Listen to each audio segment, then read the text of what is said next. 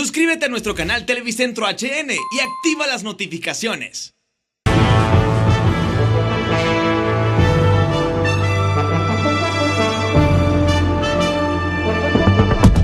Frente a Frente presenta el tema del día.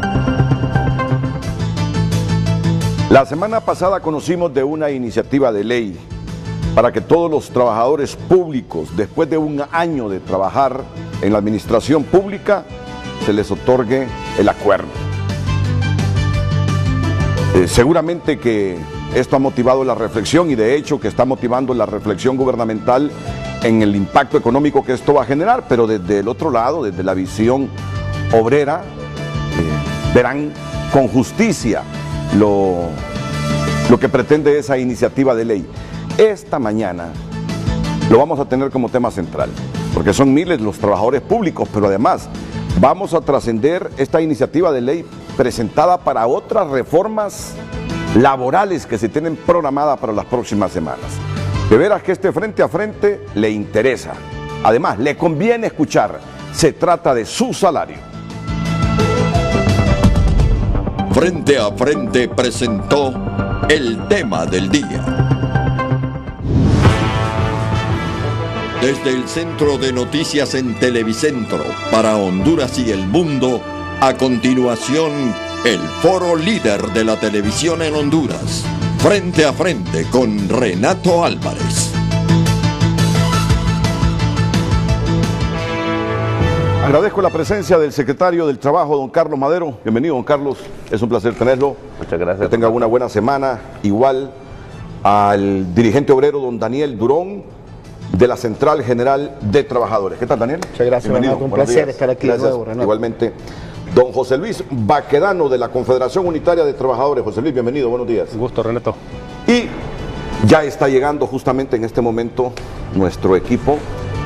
Le está colocando el micrófono don Felicito Ávila, diputado del Congreso Nacional y por décadas dirigente obrero. Y me imagino que todavía asesora a Daniel Durón, o ya no necesita asesoría, Daniel. Siempre. Siempre. Las buenas asesorías son bienvenidas y particularmente de Felicito. Así es. Bueno, ya está el equipo. Buenos días, don Felicito. ¿Qué tal? ¿Cómo está usted? Buenos días a ustedes, Danielito, Luis. Un gusto. Un placer. ¿Usted es primero que ellos dos o ya estaba Baquedano cuando usted entró al movimiento obrero? Posterior. Como que ya no somos contemporáneos. Son de la misma camada ustedes. Yo llegué el 73. Siempre éramos... No, en ese año no estábamos todavía activos. ¿Usted llegó con don Paco de la CTH? Don Paco Guerrero. Con Víctor Artiles. ¿Ya Paco ya estaba? No. Con Artiles. Primero Artiles. Artiles era el mayor de nosotros con la CTH y posteriormente yo llegué a la CGT. A ser secretario general de la CGT llegué el 77, pero venía subiendo desde presidente de una seccional, después presidente de la Junta Central, después presidente de una federación y después... Y Julio Cabrera es de la generación de Daniel, ¿verdad? Ah, sí, por ahí anda más o menos. Un poquito más adelantado, Julio. Sí, Sí. había sacado dos diplomas. ¿Y Óscar Escalante? Es de la misma generación mía. Sí. Sí, de la mía. Bueno. ¿Y Héctor Hernández qué se ha hecho, José Luis? Héctor está retirado, yo Está retirado de la ya, universidad, ¿verdad? está un poco enfermo el compañero. Sí. Ya se retiró de todo, ¿no? Y hemos tenido varios muertos. Israel Salinas, Sí, Israel. Gracia Sí. Fuentes, Altagracia, sí. Mauro. Bastantes Sí. dirigentes de la vieja guardia se fueron ya. Herman Y- Castro, ¿no? Herman Castro, mi hermano. ¿Comparte usted la iniciativa de ley para otorgar el acuerdo a todos los empleados públicos después de un año de trabajo? Ese es el contenido esencial de la iniciativa presentada la semana pasada en el Congreso Nacional de la República. Y por haberla leído, estoy seguro de eso, don Felicito Ávila nos va a resaltar otros puntitos claves de esta iniciativa. Luego vamos a escuchar aquí a los secretarios de Trabajo, don Carlos Madero, los dirigentes sindicales Daniel Durón y José Luis Baquedano. Don Felicito. Muchas gracias, Renato. Gracias por estar acá también con mis buenos compañeros y amigos, y en este caso especial también con el señor ministro de Trabajo, con quien hemos compartido no solamente estas esperanzas de hacer cambios, sino también la visión de que hayan las reformas necesarias para favorecer a los trabajadores y a las trabajadoras. En verdad, hasta el título ha sido interesante de este proyecto que presentó el honorable diputado Tommy Zambrano, y tiene que ver con un reconocimiento muy importante. Me parece que él se empapó bastante de todo lo que es la literatura y resoluciones y acuerdos que tiene la misma Organización Internacional del Trabajo. O sea que este no es un hecho solamente que está aquí entre una exigencia para nosotros, de nosotros los hondureños, sino también a nivel internacional. La OIT ha conceptualizado la necesidad de que el empleo debe ser un empleo digno, un empleo decente. Y no podrá ser un empleo decente si usted no tiene el acompañamiento no solamente de un salario. Para la OIT el empleo no solamente es el salario. El empleo decente para la OIT tiene inclusive estipulado como 10 conceptos para poderle denominar decente al empleo. Y entre uno de esos, un punto número 5 que establece la propuesta, que recoge todo lo que señala la OIT, habla realmente de lo que es el derecho a la estabilidad laboral que debe tener un trabajador, y la estabilidad laboral se obtiene cuando usted realmente logra que haya un acuerdo que le dice usted es un trabajador para determinada actividad, y no le dice tiene un contrato a término o a tiempo fijo, sino que ya es un trabajador permanente que está dedicado a obtener lo siguiente: a tener previsión social, que es los temas que se lamenta en esta contratación, diríamos, temporal, a tener créditos para lo que puede ser vivienda, que no lo tiene porque usted está sujeto a término su contrato y nadie le va a dar si sabe que mañana va a quedar desempleado. Entonces le garantiza que usted pueda ser sujeto de adquirir su propia vivienda para poder tener una familia, que también habla en la misma... el mismo empleo decente habla de la familia también. Si usted no satisface las mínimas demandas que tiene la familia, tampoco está desarrollándose un empleo decente. Entonces, todos estos son los conceptos que llegaría esta semana, si creemos que alcanzamos un buen acuerdo, se llegaría a satisfacer a todos aquellos trabajadores que tiene sus propios limitantes, pero es que son necesarios. Es decir, que tiene un año de trabajar como eventual, o sea, por contrato, y que su trabajo está establecido también como que si tal, pues no es una obra puntual, sino es una obra, un trabajo permanente, continuo. Una enfermera, ¿quién no va a decir que una enfermera no va a tener la oportunidad de seguir siendo enfermera ocupada en ese centro, para poder decir un empleo?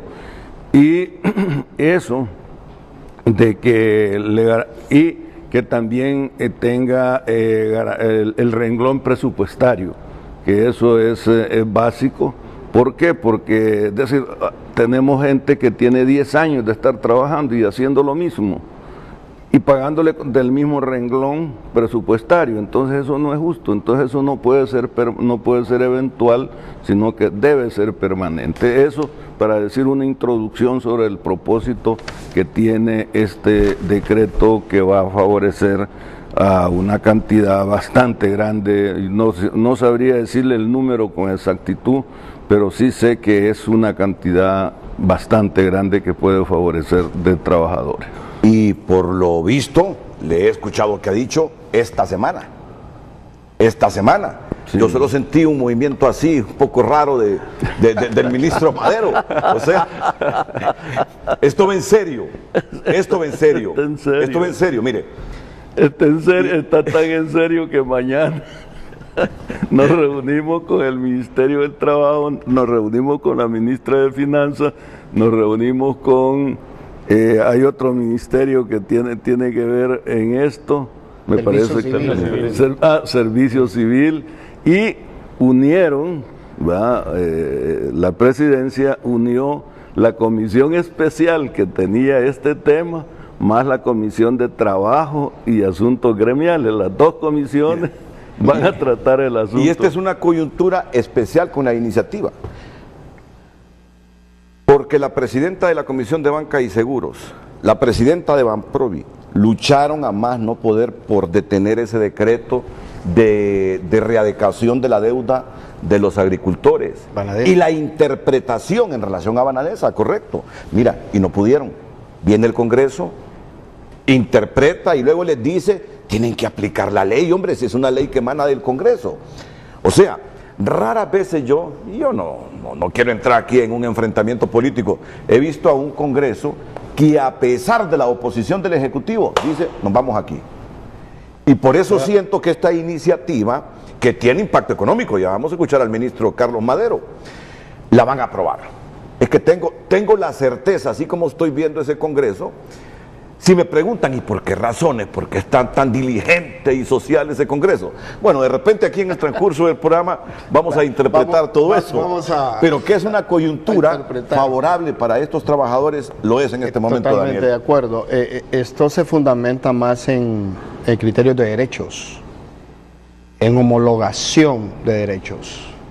No puede ser que el Código de Trabajo lo establezca con claridad en el artículo 47, creo, 26. y en el 52, que dice puntualmente que un trabajador, cuando realiza labores continuas en la misma labor y en la misma empresa, después de 2 contratos por tiempo definido, se convierte automáticamente en trabajador con derecho con tiempo indefinido, adquiriendo la totalidad de todos los derechos. Entonces es un tema de homologación de derechos. No puede ser que los trabajadores del sector privado adquieran este derecho y los trabajadores del sector público, siendo el Estado el tutelante de la aplicación completa de los derechos de los trabajadores, no lo aplique. Entonces, en concreto, la propuesta del Congreso tiene serios fundamentos y argumentos. La homologación de un derecho que no se aplica en su totalidad, no puede haber aplicación selectiva ni privilegios. Entonces la obligación estatal en el marco de lo que dice la OIT, por ejemplo, salario igual, trabajo igual, condiciones iguales para todos los trabajadores. El tema del efecto económico es otra cosa, que hay que valorarlo después y hay que ver cómo se dosifica, pero el derecho a la igualdad de condiciones y tratamiento de los trabajadores no puede tener aplicaciones legales separadas. Por lo tanto, tiene total fundamento y derecho el Congreso Nacional, y qué tiempo lo hubiese hecho. Ojalá que no sea porque viene los 100 años de la OIT en junio y el gobierno de Honduras está invitado. O porque vienen en 3 años las elecciones. Por cualquier causa, dicen que la mejor época para que las personas, la sociedad reciba beneficios es en los tiempos de proselitismo, en donde entre comillas dicen que ese es el populismo, y el populismo al final a quien favorece a los más pobres. Entonces, estas son circunstancias, Renato, que hay que aprovechar, y reitero, sí tiene fundamento. El artículo 47, el artículo 52 del Código debe adaptarse, así como estamos en este momento, el ministro lo sabe, en una línea de homologar el Código de Trabajo a nivel de reformas al Convenio 87, no puede haber un tratamiento diferente por una ley secundaria que la Constitución de la República lo establece. Igualdad de condiciones para todos los trabajadores. Esto sería muy beneficioso para compañeros y compañeras que tienen 15, 20 años de tener un trabajo por temporada indefinido, sin gozar de esos beneficios que Felicito plantea. Cuando un trabajador va a un banco, lo primero que le exigen para ser sujeto a crédito es la constancia de trabajo por tiempo indefinido. Y esto también, el ministro lo sabe muy bien, debe trastocar estos programas de trabajo por hora, de tu chamba ahí mejor. O sea, la idea sería al final que todos los trabajadores tuvieran el beneficio de un contrato permanente para la adquisición de plenos derechos. José Luis, ¿y usted qué piensa? Bueno, yo creo que es importante este proyecto. No es nuevo, se presentó desde el año pasado. No solo esa. Cuando Daniel habla del tema de la homologación, también estamos planteando nosotros la homologación de la Ley de Servicio Civil con el Código de Trabajo en lo referente a las cesantías, porque los empleados públicos tenemos muchas desventajas en relación con los derechos que tienen los trabajadores del sector privado. En ese sentido, los trabajadores del sector público nos pagan 15 años en concepto de cesantías y al del sector privado le pagan 25. Entonces, ¿cuál es la justicia ahí? ¿Cuál sería el parámetro ahí para que a este no le paguen lo mismo que le pagan a este? Si uno brinda servicios a una institución y otro pues se produce bienes y servicios igual. Entonces, hemos planteado la homologación en ese sentido, que la cesantía y aparte de eso que sea un derecho constituido ya en la Ley de Servicio Civil, porque en este momento es una coyuntura que la cesantía es una potestad del Estado. No está garantizada como en el Código de Trabajo, bien lo decía Daniel ahí. El Código de Trabajo dice que al trabajador tienen que pagarle tanto en concepto de cesantías. La Ley de Servicio Civil dice que la cesantía es una potestad del Estado bajo dos circunstancias, cuando hay reorganización o cierre de alguna institución. Y al trabajador se le ha dado por año, porque sí se pagan las cesantías de hecho, pero no de derecho. Entonces lo que queremos también es que eso quede ya claro, aquí está Felicito, hay que aprovechar la coyuntura, que se deje establecido en la Ley de Servicio Civil también que la cesantía es un derecho adquirido del trabajador, no una potestad del Estado como está en este momento. Ese proyecto, los dos son proyectos nuevos. Por ejemplo, el tema de las cesantías, ese está desde cuando Juan Orlando era presidente en el Congreso. Se aprobó en el Congreso. Se mandó siendo presidente don Porfirio Lobo Sosa, no lo publicaron en la Gaceta, se quedó ahí, y ahí cambian los papeles, va Juan Orlando a la presidencia y se vuelve a aprobar en el Congreso y se le manda nuevamente a él como presidente y tampoco lo mandaron a la Gaceta a publicar, entonces no se convirtió en ley. Y todavía está ahí ese proyecto que deberían de caminar concatenados los dos.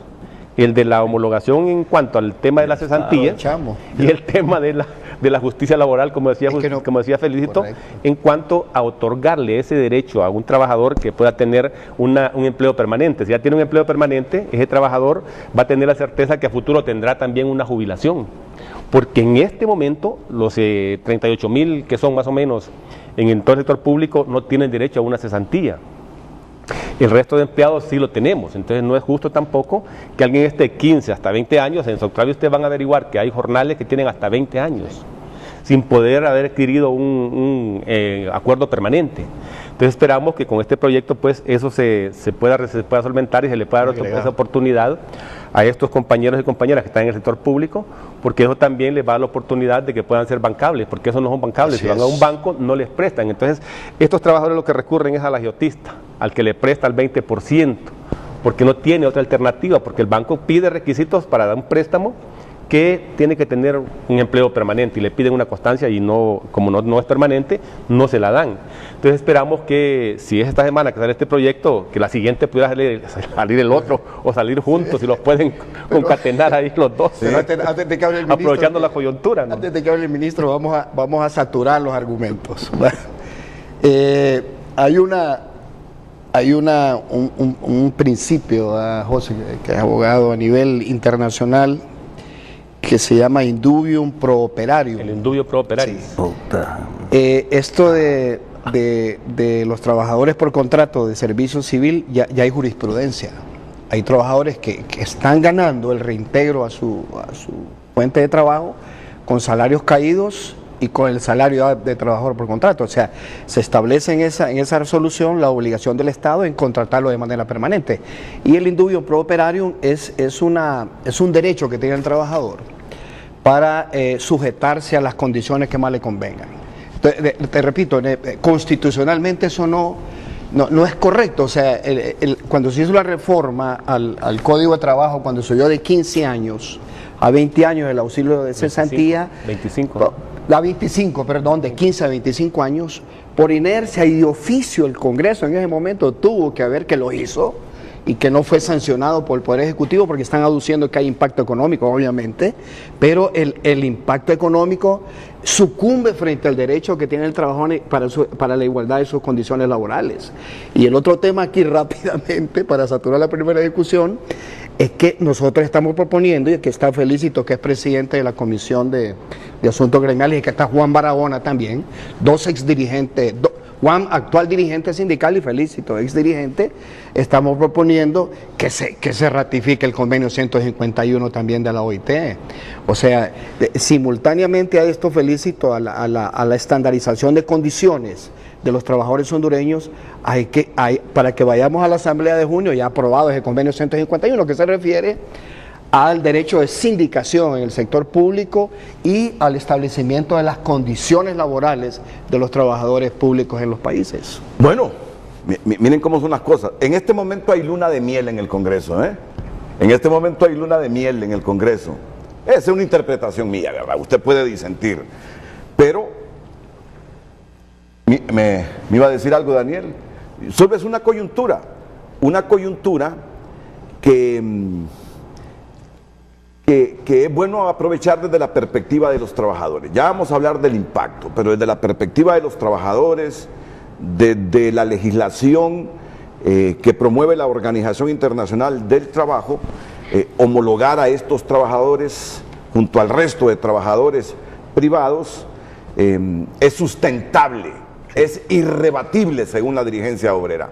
Y ya metieron el asunto de la cesantía, porque en el sector privado se indemniza por 25 años y este segmento del trabajador público por 15. Y después de 15 años, perdón Renato, el trabajador, en esa reforma que se le hizo al Código, ministro, usted sabe, después de 15 años continuos, es que hay un montón de elementos aquí bien importantes, tiene derecho al 30% de prestaciones, pero ahí todavía hay un elemento más, Renato. Con esta nueva ley marco de seguridad social, se establece la reserva, bueno, pero ese es otro tema, la reserva laboral. Démosle la palabra al ministro. Vamos con el ministro, don Carlos Madero. Sí, bueno, Renato, yo creo que este es un tema que es de interés público, es un tema que el presidente Hernández lo ha venido tocando, él particularmente, lo ha dicho ya en varias comparecencias públicas, lo hablamos con los trabajadores el día del salario mínimo, también, que tiene que ver sobre todo con la posibilidad de poder efectivamente respetar los derechos que tenga la clase trabajadora. Es un tema que el presidente lo ha venido tocando, ¿verdad? No es nuevo, ya el año pasado hemos estado discutiendo esto, el presidente lo ha puesto también sobre el tapete, por así decirlo, la discusión, pero que también sabemos que tiene que ser una discusión, ¿verdad? Donde reconocemos que los trabajadores, tenemos trabajadores que tienen muchos años, tienen 10 años, 12 años, y sabemos que hay trabajadores que están haciendo una actividad que no es permanente. Por ejemplo, tenemos médicos, ¿verdad? Que tienen 8 o 9 años de estar por contrato, ¿verdad? Casi todas las instituciones del Estado. Son alrededor de unos 38.000 trabajadores los que están en este tipo de modalidad de contrato, ¿verdad? Porque hay que hacer una diferencia, son los que están por contrato y jornal, ¿verdad? El jornalero es el que está contratado para hacer una acción diaria, o sea, yo le estoy pagando diariamente por un trabajo, y el de contrato es porque tiene un contrato a término. Ahora, aquí el tema principal, y lo decía el presidente, es que esto debería estar acompañado también de la escuela para empleados públicos. O sea, no solamente debe ser el hecho de decir, bueno, yo voy a homologar porque efectivamente tienen derecho, porque ya ocurre en la práctica en los juzgados, cuando hay trabajadores que tienen bastante tiempo de estar laborando, ponen una demanda y los juzgados normalmente les dan la permanencia. Pero sí tenemos que estructurar, y es parte de lo que queremos hablar con el Congreso, es cómo nosotros podemos paulatinamente estructurar este tipo de propuestas, porque no todas se pueden dar de un solo, ¿verdad? Recordémonos que esto tiene un impacto presupuestario. El impacto presupuestario más alto se da sobre todo en dos factores. Uno, en el INJUPEN, ¿verdad? Acordémonos que el sistema de jubilación tiene una parte que aporta el Estado y otra parte que aporta el trabajador. la que aporta el Estado ronda el 14%. Entonces, como que yo agarrar a un trabajador y le dijera, yo le tengo que aumentar el 14%, pero en vez de dárselo al trabajador, se lo doy a la jubilación.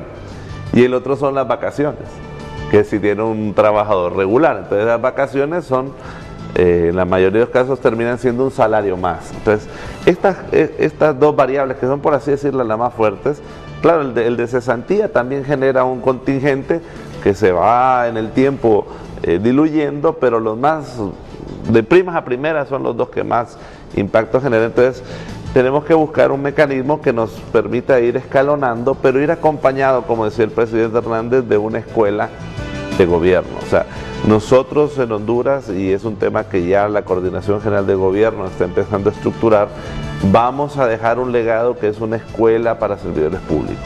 O sea, tenemos que empezar a cambiar que el sistema, el gobierno, no está hecho para los burócratas, está hecho para atender al público.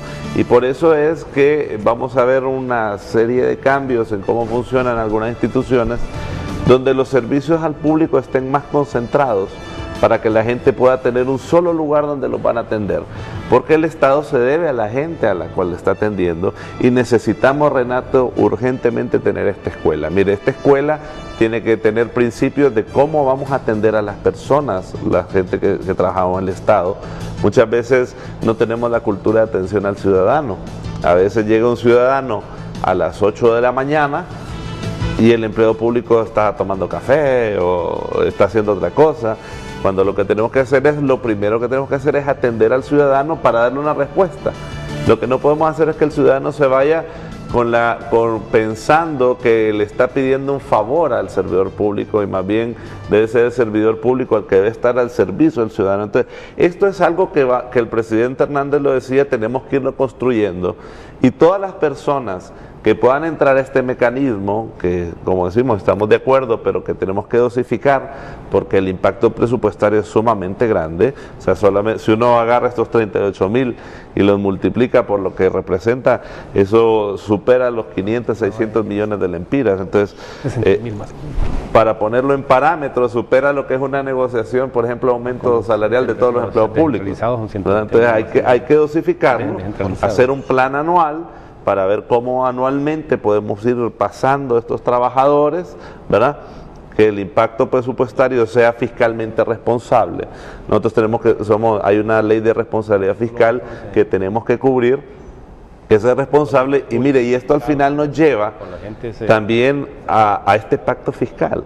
O sea, nosotros tenemos que tener este balance con las finanzas públicas. Entonces, sí debemos de hacerlo, como nosotros lo planteamos, que estamos de acuerdo en empezar este proceso, pero debe ser un proceso ordenado, que tenga una meta, tantos años nos vamos a tardar en hacerlo, porque efectivamente no podemos tapar el sol con un dedo. Hay, por muchos gobiernos que han habido en el pasado, todos los gobiernos vienen y hacen este tipo de por así decirlo, de mal uso de la figura de contratación, y obviamente hay vacíos que hay que llenar, y el presidente lo ha dicho, está completamente consciente, pero debe ir acompañado de una escuela de funcionarios públicos que nos permita ir cambiando la mentalidad, ¿verdad? Porque no podemos nosotros pensar que porque soy empleado público, yo soy o sea, como que el ciudadano me tenga que rogar a mí por hacer mi trabajo. Es una cultura, cultura de servicio. Tiene que estar la cultura del servicio, porque el ciudadano se debe, el burócrata se debe a aquel que viene, mire, yo me pongo en los pies de los que van a la Secretaría del Trabajo. Nosotros ahí solo atendemos cosas críticas, atendemos al que lo están hostigando en el trabajo, o al que perdió el trabajo, o al que anda buscando trabajo. 3 condiciones graves en una familia son las que nosotros atendemos, y tiene que haber una cercanía con el ciudadano para entenderlo. A veces hay que hacerla hasta de psicólogo. ¿Por qué? Porque llega la persona con un problemón y necesita a veces que uno le escuche, le dé la mano, le diga, claro, mire, usted tiene razón, vamos a ver cómo le arreglamos ese problema, y si no podemos por aquí, le vamos por allá, pero tiene que ir acompañado de una escuela de servidores públicos, y el presidente lo ha dicho muy bien, y además nos dijo, miren, vamos a entrar, lo dijo desde el mes de septiembre del año pasado, lo viene diciendo él, vamos a entrar en este sistema porque hay que hacerle justicia a las personas. Mire, si en algo se ha caracterizado el presidente es por temas de protección social, porque esto tiene que ver con protección y estabilidad en el empleo, pero irá acompañado ciertamente de una escuela de servidores públicos y de un proceso que permita al Estado no desviarse tampoco de sus finanzas públicas, que sea ordenado, y es parte de lo que tenemos que discutir. Escuela de Trabajadores Públicos y gradualidad en el proceso hasta que estos 38.000 trabajadores por contrato queden con acuerdo. Son las primeras reacciones gubernamentales ante esta iniciativa de ley presentada la semana anterior en el Congreso Nacional. Seguimos con el debate inmediatamente después de la pausa comercial. Me dice Jennifer Girón que ya tenemos bastantes mensajes. Ahí ven ustedes la pregunta. Jennifer estará leyendo los mensajes cuando retornemos.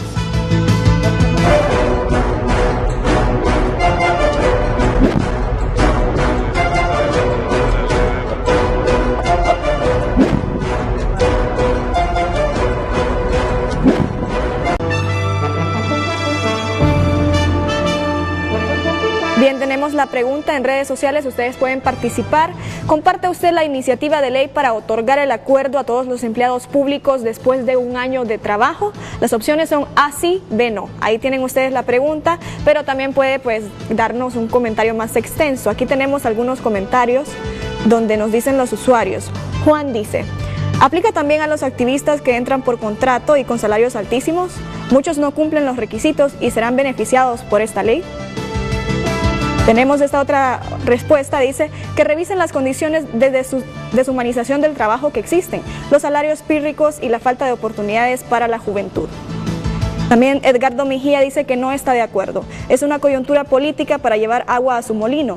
Además, los nombramientos por contrato se han usado para colocar paracaidistas afines a quien los nombra.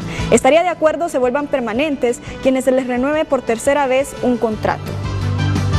Tenemos otra usuaria, dice Maribel, claro que sí, es una ley que da estabilidad a los empleados públicos, por ende también ayuda al Estado de Honduras evitándole demandas millonarias por ajustes salariales y acuerdos. También Cintia dice, estoy de acuerdo con que los empleados puedan lograr el acuerdo, pero siempre y cuando se verifique que esa persona realmente merece el puesto. En el gobierno hay mucho personal que solo va a sentarse a un escritorio y esperar la hora de salida.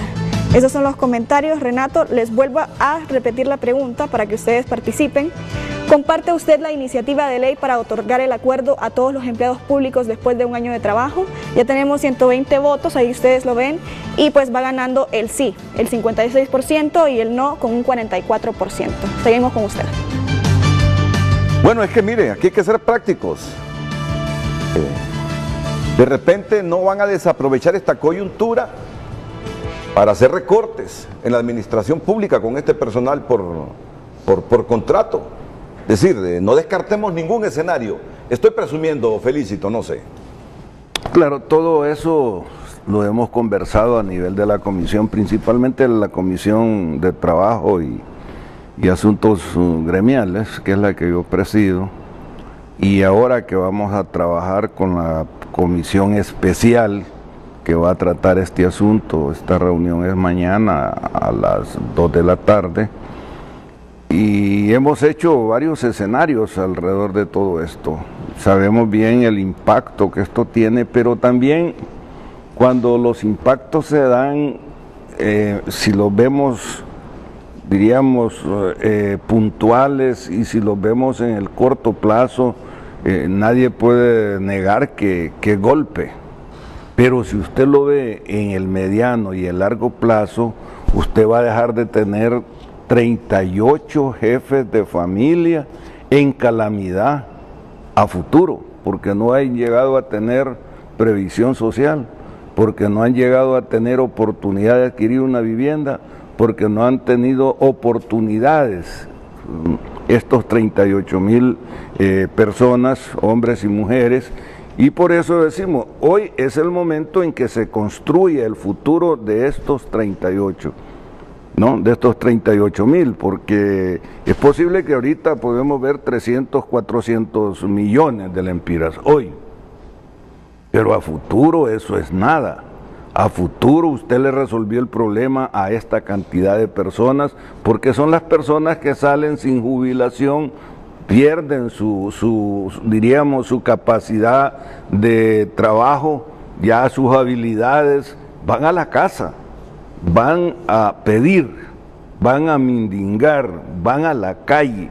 Y si queremos superar esto, tenemos que prevenir. Esta es una medida de prevención para que mañana no tengamos este tipo de ciudadanos y ciudadanas en la calle. Yo por eso digo, está bien, nosotros no estamos como comisión cerrados a decir cómo se puede estructurar, pero que se empiece ya.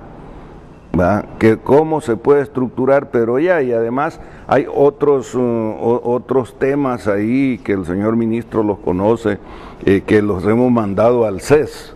Sí, muy importantes, que son parte, o sea, que estos días han sido muy debatidos a nivel de la parte social, muy interesante, y además a nivel de los honorables diputados preocupados por esto, y eso nos cae a nosotros en la comisión de trabajo. Por ejemplo, hay uno de ellos, lo mencionaba José Luis, que es homologar de 15 a 25 meses de cesantía. Eso ya lo tiene el CES, se le mandó esta semana para que ellos a nivel del tripartismo puedan darnos los criterios. Claro, esto no es vinculante, porque allá están 128 mundos, como dice el presidente del Congreso, aquí ya vemos 128 mundos, o sea, 128 cabezas que piensan. Entonces, eso ya está en el Consejo Económico y Social, y está también el segundo tema, que son dos temas más de salud. Por ejemplo, el caso de una madre que da a luz un niño y que este niño nace con discapacidad y requiere más tiempo para poder atender a su bebé en el momento de haber nacido. Le estamos pidiendo que hayan 6 semanas más, que se le paguen 6 semanas más para atender a ese bebé.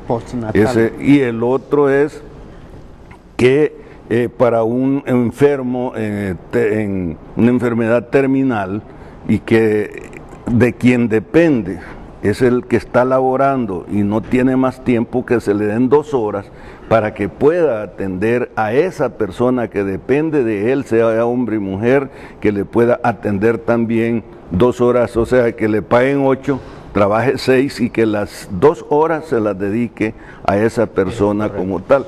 Son cosas que están ya en el CES, esos dos temas. Es una reforma al 322, Felicito, que es la jornada laboral. Porque en el CES, el Consejo Económico y Social, es el organismo por excelencia de debate tripartito, capital, trabajo y el Estado y el gobierno, en este caso. Entonces queremos conocer la opinión y a partir de ahí nosotros elaboramos el dictamen y lo pasamos ya al pleno como tal. Eso, y el otro tema que está ahí también, que es muy interesante, es el tema de la OAVI. Es la dotación de las tierras que han sido, ¿cómo se llaman? Incautadas y que ya están legalmente legalizadas, pues mejor dicho, como terreno o como tierras que son un capital activo que tiene el OAVI, liberado ya jurídicamente, que pasen a las organizaciones campesinas para la producción. Y ya tenemos eso un ejemplo también ya está listo, que va a entrar próximamente en unas 2 semanas lo más, por este tipo de cosas. Vamos a ampliar sobre este tema y también pediré la reacción tanto de Daniel como de José Luis sobre estas 2 condiciones que de momento percibo en el sector gubernamental: gradualidad en la aplicación de esta reforma y también la escuela para trabajadores públicos, y profundizar sobre los elementos o iniciativas que nos anticipaba aquí don Felicito Ávila después de estos consejos comerciales. Venimos con Daniel, con José Luis y desde luego el señor secretario de Trabajo, don Carlos Madero, y el diputado Felicito Ávila.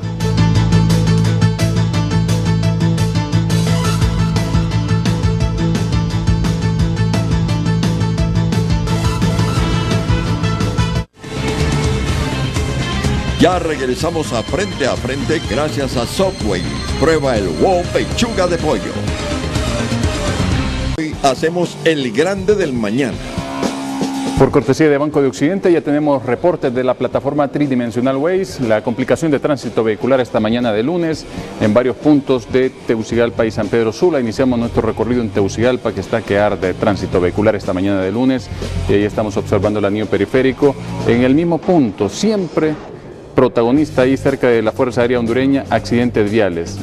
8 kilómetros por hora la velocidad máxima, y ahí frente al centro del día del IPM está pues graficándose un accidente vial que deja consecuencia de tránsito vehicular lento. Como lento también desde este parque de la colonia 21 de octubre, 8 kilómetros por hora sobre el Boulevard Fuerza Aérea o Fuerzas Armadas, las condiciones de tránsito vehicular pesado, Colonia Mayangle, Colonia 3 de Mayo, Colonia Santa Fe, todos estos puntos saturados de vehículos. Tenemos el Boulevard del Norte también reflejando frente a la Colonia Santa Fe, intenso tránsito vehicular, algunas alertas muy cerca de esta calle de la Salud y el Hospital Escuela Universitario, rojos totales también en el Boulevard Centroamérica, una cruz ahí de tránsito vehicular uniéndose con los vehículos que fluyen en el Boulevard Fuerzas Armadas, y San Pedro Sula también mostrando su tránsito vehicular pesado en el Boulevard del Sur, el Boulevard del Este, el Boulevard del Norte, intenso el tránsito vehicular, 2 accidentes viales en San Pedro Sula, cerca de la colonia López Arellano, uno de estos accidentes viales, y otro muy cerca de la avenida Junior. Así está San Pedro Sula y Tegucigalpa, visto desde la plataforma tridimensional Waze, para que usted salga con comodidad, con mayor confianza a la calle, para saber por dónde puede transitar y por dónde no. Información con inmediatez presentada por Banco de Occidente. Apoyando al pequeño de hoy, hacemos el grande del mañana. El reporte del tráfico fue presentado por Banco de Occidente. Apoyando al pequeño de hoy, hacemos el grande del mañana.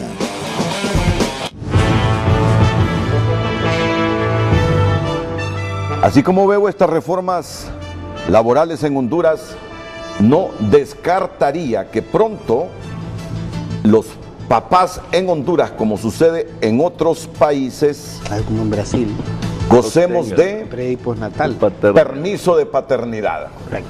Permiso de paternidad. Nos nace un hijo, en algunos países 4 y hasta 5 semanas. Permiso de paternidad para el papá, pero no para que ande chupando el papá, ¿verdad? Porque ese sería el problema en Honduras, andar monitoreando si los papás van a estar cuidando al bebé, o van a estar en la cantina, van a estar en el estadio, o van a estar de vacaciones. No, en otros países se monitorea. Sí. En otros países se monitorea. No, está al reglamentado. papá que se le concede el permiso de paternidad, está ahí con su criatura, y va trabajando. Es igual a la propuesta de reformar el 322, o tiene que ser bajo un marco regulatorio bien estricto. Así es. Igual ya es, el pre y postnatal para la mujer se fundamenta en el niño, en el parto, ¿ah? O sea que no entiendo que tiene un reglamento bastante, pero sí es correcta la propuesta. Eso beneficia básicamente a la mujer.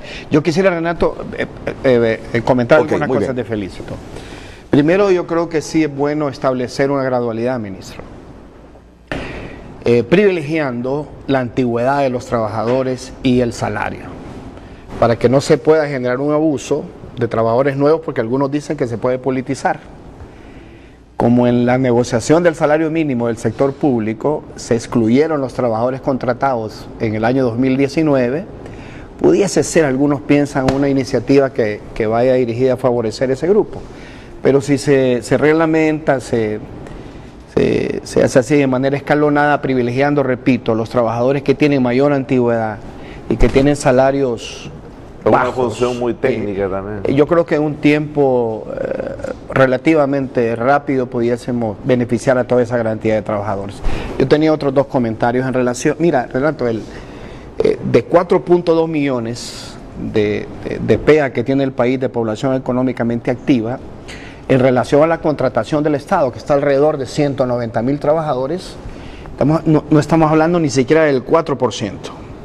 O sea, no es una empleomanía brutal, como pretende decir muchas veces el Fondo Monetario y algunos analistas. Ahora todos son un montón de gente analistas y especialistas, que dicen que el impacto más fuerte del Producto Interno Bruto es la masa salarial. Eso no es cierto. Creo que no llega ni al 9%. el sector público los trabajadores del sector público han sido altamente sacrificados. En los últimos 5 años, creo que la cantidad de trabajadores despedidos está arriba de 30.000 trabajadores en el sector público. Me parece que esto de los trabajadores por contrato sería una medida para beneficiar y garantizar la estabilidad, es que es un derecho adquirido de los trabajadores. Como decía Albert Camus, un filósofo francés que se crió en Kabila, una comunidad de Argelia, algo así, de un país europeo. De la pobreza, de la miseria se sale con el empleo, pero de la pobreza se sale con el ingreso. Cualquier ajuste a un trabajador del sector público o del sector privado no hay que considerarlo como un gasto, es una enorme inversión. Y el otro tema es que había que estandarizar. Mira la contradicción que hay aquí, y esto hay que decirlo, ya lo hemos planteado muchas veces. En esas disposiciones del presupuesto, anualmente hay una cláusula que dice: se congelan los aumentos en el sector público, y paradójicamente en esas mismas disposiciones del presupuesto el Estado reconoce el nivel inflacionario. Entonces, en este país lo mínimo que se debiese aplicar anualmente a todos los trabajadores de manera total es el índice inflacionario. Te voy a poner un ejemplo: los trabajadores del sector público estuvieron 6 años y recibieron una empira de aumento.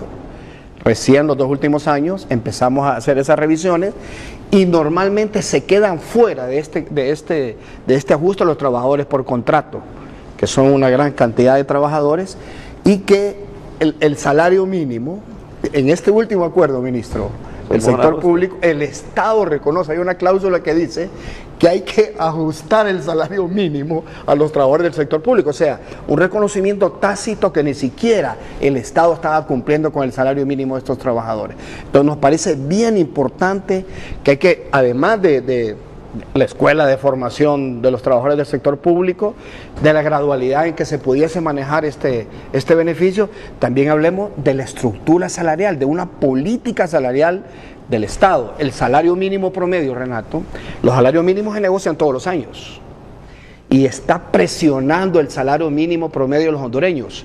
Y te voy a poner un ejemplo práctico. Hay un trabajador que tiene 15 años o 20 años de estar en una empresa pública o en una empresa privada ganando 15.000 lempiras mensuales, y el salario mínimo promedio, ministro, ya está casi cerca de los 9.000 lempiras. Entonces va a llegar un momento en que un trabajador de primer ingreso va a ganar 100 o 200 lempiras menos que un trabajador que tiene 15 o 20 años de antigüedad. Entonces, simultáneamente a la escuela de prestación de servicios públicos hay que aprobar el 151, hay que regular, no sé si vía reforma de la ley de servicio civil, pero en todo caso en Honduras debiese haber un solo código de trabajo. No puede haber una ley de servicio civil que aplica derechos a una parte, a un segmento de trabajadores, y un código de trabajo que se le aplica a otro. Lo correcto, según la Constitución de la República, debiese ser una sola regulación y que se homologue o se adapte a las condiciones que más favorezcan a los trabajadores. Fíjate que estoy viendo los mensajes del público. La gente y los trabajadores, sobre todo los trabajadores, están de acuerdo con que se apruebe la iniciativa, pero en el sector público se cree que hay mucho activista político, que es ineficiente, que no hace un trabajo productivo para el Estado, y la gente pide que se revise muy bien, que se revise muy bien quienes realmente se merecen en el sector público quedar ya con un acuerdo. Bueno, desgraciadamente ese activista político ya adquirió derechos, ¿no? Ya no le podemos limitar ese derecho, aunque he entrado por ese concepto, porque pegó afiches o es activista del partido o qué sé yo, y a veces muchos no tienen ninguna formación profesional. Yo creo que ahí es la importancia de esa escuela de servidores públicos, porque ahí se va a concientizar al servidor público cuál es su responsabilidad con el público, con el pueblo en general. Uno va a una institución del Estado a las 12, o faltando 15 para las 12, ya no lo atienden, ¿no? Regrese a la 1, regresa a la 1 y tampoco ha regresado porque salió sale de la institución a buscar almorzar a otro lado. Y usted ve que en el sector privado no es así. Entonces hay que hacer como los bancos, uno va primero, en los hospitales así se hace, yo trabajo con un hospital y primero va una enfermera a comer, después va la otra y así se debe turnar para no dejar ese espacio de 1 hora, hora y media que no puedan brindar servicios. La gente está ahí haciendo cola, esperando que regrese con aquel solazo, ni siquiera hay dónde sentarse, porque el servidor público, él dice, mi derecho es de ir a comer y nadie me lo puede quitar. Y entonces es ahí la importancia de esa escuela de servidores públicos para hacerle conciencia, humanizar al servidor público cuál es su responsabilidad con el pueblo hondureño, para servir al pueblo, y por ese concepto se le paga un salario. Lo otro es, con este proyecto, lo que tú planteabas, hay un principio en derecho que es primero en tiempo, primero en derecho. Correcto. ¿Qué quiero decir? Que ustedes dicen que hacerlo gradualmente. Entonces, el que tenga más tiempo, ese serían los primeros a los cuales se le debería de otorgar un acuerdo ya permanente, ¿no? Primero en tiempo, primero en derecho. Hay que hacer todo un análisis en ese sentido, porque en todas las instituciones del Estado, centralizadas y descentralizadas, hay gente por jornal, hay gente por contrato, y que esa gente en este momento se le ha despertado esa expectativa, no desde este año, sino que desde el año pasado. Recalco que este proyecto se presentó desde el año pasado.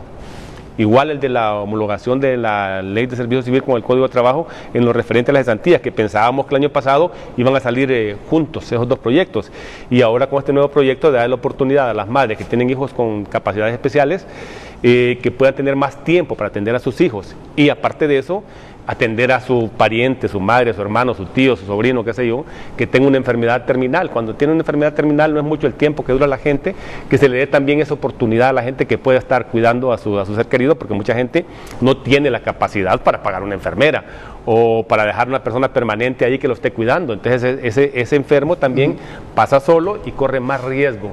Así es que nos parece que con esto se está haciendo justicia en ese sentido a esta cantidad enorme de 38,000 empleados públicos que están a la expectativa, que están esperando que lo más pronto posible se apruebe esta ley y se empiece a hacer toda esa gradualidad que se ha hecho, como se ha hecho con otros proyectos que hemos manejado con el gobierno, con la empresa privada, en el concepto de gradualidad. Y es importante que los otros proyectos están en el CES, Daniel, que esté en el CES, esperamos que lo más pronto posible también salga de ahí y que regrese al Congreso y que puedan salir estos proyectos lo más pronto posible, porque también eso va a beneficiar. Si saliese ya ese proyecto de los 25 años, una cantidad de gente va a dejar ese espacio. Entonces, ahí se tiene que hacer esa readecuación, si ese puesto se necesita o no se necesita, o este que tiene que está por contrato y que va a ser nombrado permanentemente puede ubicar ese cargo. Porque otro de los grandes problemas que tenemos es el caso de salud, que se nombra más personal administrativo y menos personal técnico. Realidades. Entonces, necesitamos más, en el caso de salud, de educación, que son sectores sensibles, que se nombren más personal técnico. Por ejemplo, el caso de las enfermeras. Hay una cantidad enorme de enfermeras y enfermeros que no tienen empleo, pero en cambio en un hospital, un enfermero le toca atender hasta 100 pacientes. Eso es un humano, en 8 horas, ¿cómo va a atender y va a ver qué está pasando con aquel paciente, estar viendo los expedientes, porque hay que ver expedientes, haciendo notas en el expediente? Todo eso va en detrimento de la calidad de atención que estamos obligados a brindarle a un paciente en un momento determinado, o en el caso de las otras instituciones, la calidad y calidez de atención que tenemos que brindarle a toda aquella persona que va a buscar un servicio a una institución pública porque lo requiere y necesita que también le atiendan y le resuelvan. Pero a veces se encuentra con las instituciones cerradas y no puede resolver de inmediato cosas de emergentes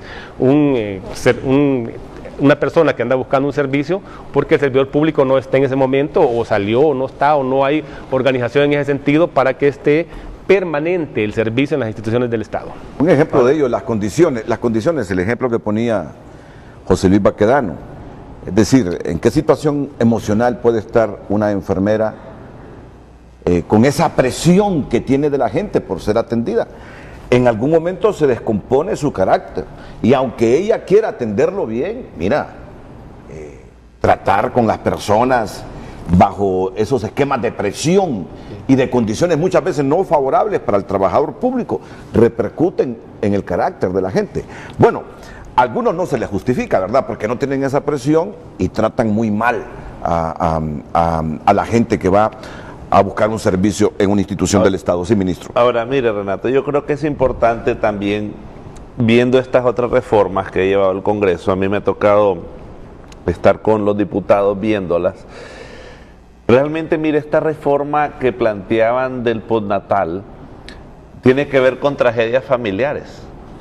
Esta es una reforma que lo que dice es que cuando la mujer, cuando la familia se ha dado a luz a un niño y este niño tiene problemas graves porque está en el hospital y estas cosas, que se puede extender el postnatal, yo creo que es muy importante porque mire, eso se llaman tragedias familiares, ¿verdad? Son temas que realmente afectan el núcleo de la familia, porque imagínese que usted está en el trabajo y le dicen, fíjese que tiene que regresar mañana y su hijo está en una incubadora y tiene que tener el cuidado de la madre. Yo creo que yo creo que es importante valorar este tipo de reformas también, que realmente son críticas y sensibles a las familias.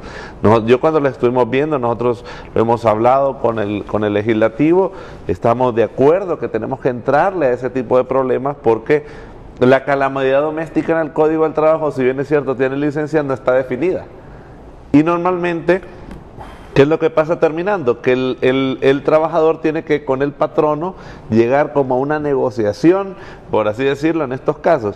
O el otro ejemplo que decía Felicito es el ejemplo de los trabajadores que tienen un familiar que está en la etapa terminal. Ajá, y usted no tiene nadie que esté en su casa con usted, se vuelven tragedias familiares porque el trabajador está con una presión entre tener que ir donde el patrono y su familiar que está en la cama postrado. Entonces, yo creo que regular esto es importante y trascendental. No son cosas menores las que tienen estas dos reformas, porque tienen que ver con realidades que tienen las familias. Entonces, imagínese usted un trabajador que su mamá está grave en el hospital o la tiene en su casa grave con un cáncer. Mire lo que cuesta a ese trabajador pedir un permiso para saber. Es más, a veces le van hasta a buscar allá al lugar, hacer una visita, a ver si es cierto que tiene el familiar. Mire, son cosas críticas que yo creo que hay que verlas, y hay que verlas y analizarlas bien. Pero esa es una circunstancia, lo de la calamidad doméstica, que es grave y hay que arreglarla. Pero el impacto más fuerte para una madre soltera, el caso de mi madre, por ejemplo, es que se vaya a trabajar en la madrugada y que su salario no le ajuste ni para darle de comer a uno de sus 3 hijos. Ah, claro. Entonces el tema más que humano es moral, es psicológico. Esto debe ser reflexionado por los empresarios y por el gobierno y por nosotros. ¿Cuál es el caso de su mamá? De cosas personales. No, pero se trata... Mi madre trabajaba, yo creo que José trabajó 40 años en el hospital del tórax. Entraba enfermera en la lavandería. Entraba a las 2 de la mañana todos los días. 3 hijos. Por eso una cosa, Renato, es ser analista y especialista y otra cosa es ser protagonista. Porque la diferencia entre un analista y un especialista es que se dedica muchas veces, no todos, a analizar los que protagonizan, a los que tienen responsabilidades, a los que han vivido, y eso es fácil destruir a alguien desde esa trinchera. Estas cosas a veces son por convicción, no me gusta decirlo, pero el que ha sentido, nadie puede enseñar lo que no sabe, ¿va? Ni dar lo que no tiene. Eso lo aprendimos nosotros en la clase. Entonces, el impacto más fuerte para una madre, si tomamos el tema de género, es ese. La presión. Imagina una mujer que entre a las 3 de la mañana, que sepa que dejó sin comer a sus hijos, soltera, y los deja solos, ¿no? Y que trabaja con máquinas que ponen en riesgo su integridad física. Entonces, es un tema integral. Bueno, estamos soñando, es discurso, no es discurso, es la realidad. Pero ¿qué opción podríamos plantear? Cuando planteamos una revisión de la política integral de los salarios de la gente, de las condiciones laborales, el 151, del respeto a la organización, cuando una mujer es hostigada, aquí critican los sindicatos. Todos tenemos errores, aquí nadie de todos es en la viña del Señor. Pero yo me hice sindicalista porque el sindicato defendía a mi madre de hostigamientos y de un montón de actos que no eran correctos. Entonces tenemos un montón de cosas que también son buenas. Entonces, ¿por qué presionamos por los trabajadores que están por contrato? Porque me imagino que el 90% de los trabajadores que tiene por contrato el Estado está en condiciones de insuficiencia humana. Y no es ser agorero ni extremista, es la verdad. Por eso tenemos ese montón de caravanas. Entonces, una política efectiva del Estado para frenar la descomposición social, las caravanas, el vandalismo juvenil, es la generación de oportunidades, pero con ingresos justos. La generación de empleo por sí mismo no resuelve el problema de la pobreza. Eso no es cierto. Si un trabajador no gana lo suficiente para mantenerse él y uno más, no hay movilidad social, no se disminuye la pobreza. Puede ser discurso, pero es verdad. No, eso en cualquier parte del mundo sucede, acontece, Renato. Y Daniel, y hay temas que son reales, mire, y lo discutimos ahorita en la negociación del salario mínimo. Nosotros tenemos que hacer una revisión a la ley de salario, ¿verdad? Porque efectivamente el salario mínimo va subiendo y va presionando al salario medio. Entonces, el salario medio no se mueve con la misma frecuencia que el mínimo. Así es. El mínimo se mueve todos los años y bueno, y de hecho hasta en el sector público ya tenemos una cultura con salarios mínimos que antes no había, que ha costado ir construyendo esa cultura, porque antes el Estado, bueno, hasta de un tiempo para acá negociamos prácticamente colectivamente con el Estado, porque hacemos una negociación de empleos públicos. Antes se hacía como separado, por un lado salía uno, por otro lado otro, y lo hemos venido estructurando. Pero en la medida que empezamos a hablar de ajustes y políticas salariales, sabemos que hay presiones en los salarios medios que son reales, porque entonces un trabajador que tiene un salario, no digamos que sea público, que sea privado, que tiene un salario de 15.000 lempiras, empieza a preguntar, ajá, y aquellos, dice, van subiendo y yo no. Y eso obviamente afecta en cierta medida la economía de toda la estructura salarial del país. ¿Por qué? Porque tenemos que llegar, inclusive, y lo hablamos esta vez, que entremos a una revisión de la ley de salario, de ver cómo efectivamente normalizamos esas diferencias en el mercado. Yo he planteado, Renato, que se debe hacer un reajuste general de salario. ¿Qué incentivo es para alguien que salió de la universidad, que estuvo 5 o 6 años sacando una profesión, ganando 14.000, 15.000 lempiras, si atrás viene alguien que solo pasó la primaria, porque el salario mínimo es para mano de obra no calificada, y solo pasó la primaria, salió de secundaria y está ganando lo mismo que gano yo, que me sacrifiqué en una universidad o especializándose fuera del país o en el Infoc, sacando alguna especialidad. Entonces tampoco es incentivo eso. Entonces la gente dice, yo para qué voy a la universidad, si puedo conseguir un empleo con lo mismo que estoy ganando o con lo que gana un profesional, puedo entrar al sector privado ganando igual. Entonces hay una compresión, es cierto, en el salario mínimo con el salario general. Entonces ahí habría que hacer una revisión general de salarios. Porque el problema es estructural, Renato, porque también hay que ver la situación. Mira, la micro y la mediana empresa son las que generan el 80% de los empleos, porque este es un problema estructural. Entonces, una microempresa, una mediana empresa, y mire, pero es que yo no puedo subir el salario, no puedo pagar. Por eso se les da un trato diferencial en las negociaciones del salario mínimo. El problema del país es estructural y donde más pega es en las condiciones de vida de la gente, Renato.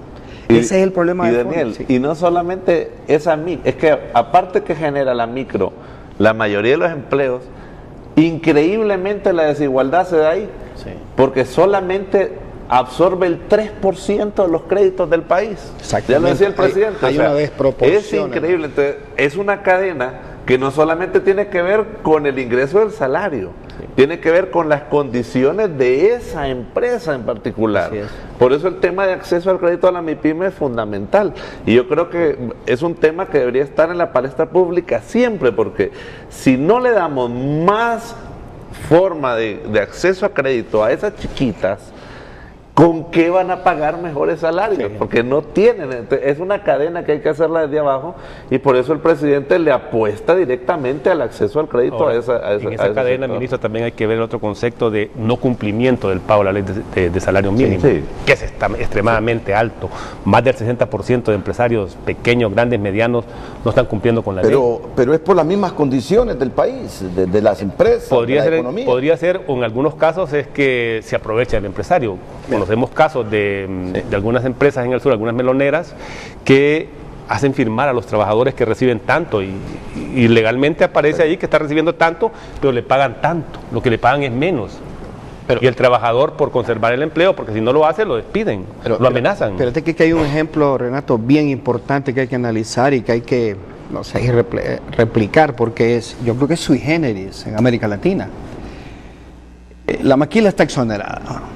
Nosotros no estamos en contra de las exoneraciones, pero las exoneraciones tienen que ser calificadas. Nadie puede ser exonerado si no devuelven en empleo y empleo digno esa exoneración. Fíjate que la maquila es el único caso en América Latina en donde los sindicatos constituidos negocian salarios mínimos fuera de sus contratos colectivos, y aquellos que están en contra del movimiento sindical y que son detractores permanentes en sentido, el único movimiento sindical en América Latina, que está el Ministerio de Trabajo, que ha crecido, y hemos dejado de estar participando en foros y todo eso, porque volvimos a lo nuestro, es el hondureño. El 58% de los trabajadores de la maquila están organizados en sindicatos con contratos colectivos. Entonces nos despedazaron en el sector público, pero estamos avanzando en el sector privado. Y voy a hablar de otros temas que nos interesan también más Solo adelante. permíteme ir a la pausa, no sin antes recordar con el diputado Felicito Ávila el tema que nos convocó a este frente a frente. La iniciativa de ley que estamos debatiendo desde un inicio y que presentó Tomás Zambrano para que los trabajadores públicos aglutinados en el servicio civil, después de un año de trabajar con el Estado, se les pueda extender su acuerdo. Pero Felicito nos recordaba otras iniciativas u otros proyectos, que están a nivel del Consejo Económico Social. Recordémosla, por favor, diputado Ávila. Sí, está la de la... Homologar la cesantía, ¿verdad? Homologar la cesantía, está también... En el servicio civil ahí pagan 15, indemnizan con 15 años, en el sector privado con 25. Pase a 25. Lo otro ya es el estado de calamidad, como ser el parto, y en el cual nace un bebé con discapacidades que tiene que ser atendido. Estamos pidiendo que se le dé 6 semanas más postnatales para ser atendido. El caso de la enfermedad terminal de un dependiente, de un trabajador o trabajadora, que se le pueda dar 2 horas de un momento que eso lo indica médicamente. De las 8 horas, que 2 horas las pase con su familia, que trabaje con el Estado 6 y 2 horas. Se le paguen 8. Trabaje 6 y se le paguen 8. Esas son 3. Y lo otro que ya es el tema agrario, que entra también a la aplicación, diríamos, de la distribución de las tierras que están en OAVI, para que sean entregadas a organizaciones campesinas. Ya tenemos una experiencia con la UNC, Licho. Todo esto lo vamos a comentar después que Jennifer nos lea mensajes del público e ir a nuestra tercera pausa comercial. Así que vamos a escuchar qué piensa el público de estas iniciativas de ley, de estas reformas conducentes a mejorar las condiciones salariales y sociales de los trabajadores públicos aglutinados en el servicio civil o protegidos por el servicio civil. Jennifer. Bien, ahora pasamos a comentarios en Facebook. Dice Clérigo, huele a enchambar a todos los activistas y ese montón de código verde. Todos tenemos derecho a un trabajo, a una estabilidad, pero tampoco es sano crear más puestos y luego tengan a 3 o 4 personas cubriendo la misma función. Leonardo dice, antes de hacer una iniciativa de ese tipo, lo primero que tiene que hacer el gobierno es capacitar sobre atención al cliente, relaciones humanas a los empleados públicos y ver que se haga un efecto multiplicador, porque cuando uno va a esas oficinas, parece que son animales los que están desempeñando esos puestos. Mala atención, mala formación y mala orientación de sus superiores no realizan su trabajo adecuadamente. Gerson opina que mejor hagan una ley para abrir las secretarías de Estado a las personas sin afinidad política y así cualquier persona capacitada pueda ir a dejar sus papeles y dejar su CV en cualquier secretaría de Estado y no ir, pero sin el requisito del censo del partido o de una recomendación política y no poder optar a un puesto.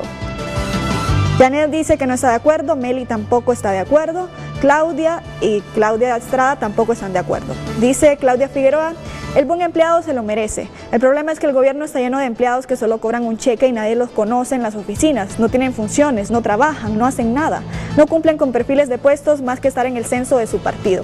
Antes de pensar en eso, deben depurar cada institución y darle ese derecho al buen empleado. Pero todos sabemos que eso no pasa en el gobierno. Es bueno entender la percepción del público. El público quiere que sus trabajadores públicos estén bien, pero que correspondan de igual forma a la gente. Y que los que no hacen nada, que simplemente están ahí por una bandera política, los identifiquen y simplemente no hay que renovarles el contrato y orientarlos a que hagan otra cosa. Miren la percepción del público. Nosotros lo termino porque se me está aglomerando las pausas, Daniel. Ya venimos con Jennifer, que termina de leer los mensajes. Bien, vamos a leer un par más. Dice aquí otro usuario: sindicatos políticos y políticos. Saludos. A hacer necesidades a estilo Honduras, no como otros países, según nuestra capacidad y necesidad y realidad. Hacer más acción y menos palabras. Dice aquí Katie Ayesta: sí, estoy muy de acuerdo, es un derecho que tienen todas las personas. Mauricio Pineda: no es correcto porque cada empleado se tiene que medir por capacidad. Ferrera dice: todos tenemos derecho al trabajo, en el Estado lo hacen solo por color político, no es justo. Y aquí un último comentario, dice que sí, que está de acuerdo, es una buena iniciativa de ley para un gran número de empleados públicos por contrato que no tienen los mismos derechos que los empleados oficiales, que sí tienen acuerdos y con mucho más responsabilidades. Así que esos son los comentarios. Continúe enviándonos sus mensajes a las redes sociales @FrenteAFrenteHN en Facebook y en Pero Twitter. como hay muchos empleados públicos escuchándonos en este momento, miren la percepción del público, miren la postura razonable de los sindicalistas también. Hay que hacer las cosas con eficiencia, hay que tratar bien a la gente y a futuro, así como estoy viendo yo el panorama. Empleado público identificado, por muy liberal, por muy libre, por muy nacionalista, por muy demócrata, por muy partido que sea, que no responda a lo que la gente demanda de él, simplemente debe ser separado. Ya existen procesos de advertencia, de audiencias de descargos, pero el que no rinde, el que no es eficiente, el que no trata bien al público, no merece ser empleado público. Vamos a la pausa, retornamos.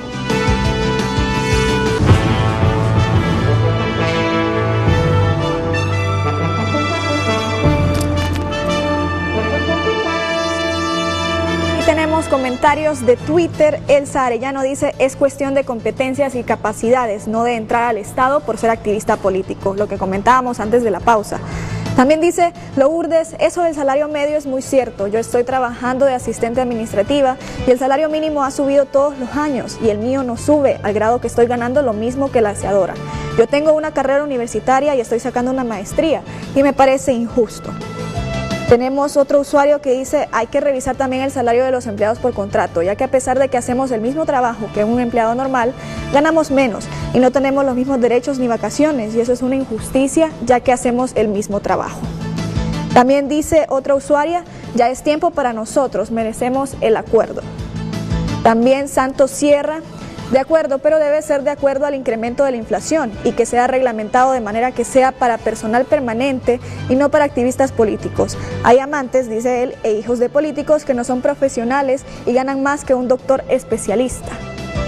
También otro usuario dice, José Cáceres: claro que sí. Recuerde que un trabajador o empleado sin seguridad social es una persona en pobreza extrema más y que esto lo condena a la mendicidad a futuro. Los países desarrollados, la jubilación es una de las procuras. También dice Elvin: se rumora que la intención es darle acuerdo o trabajo fijo a los activistas que trabajan en programas como Vida Mejor, Chamba Joven, Código Verde, etc.